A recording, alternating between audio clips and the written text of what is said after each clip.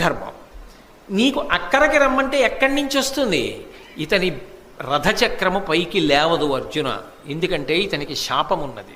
కాబట్టి నువ్వు వేచి ఉండవలసిన అవసరం లేదు.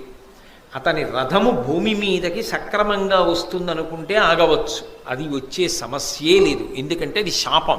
కాబట్టి బాణప్రయోగం చెయ్యి అన్నాడు.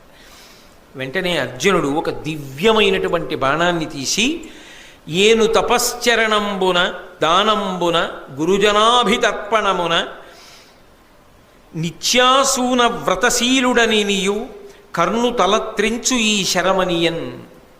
నేను ప్రతిరోజు కూడా పుణ్యకార్యములు చేసిన వాడనైతే, గురుజనులను తృప్తిపరచినటువంటి వాడనైతే, నిత్యానూన వ్రతశీలుడని నీయు ప్రతిరోజు పుణ్యకర్మలు తప్పకుండా చేసిన వాడనైతే, నేను ఇప్పుడు వేసేటటువంటి ఈ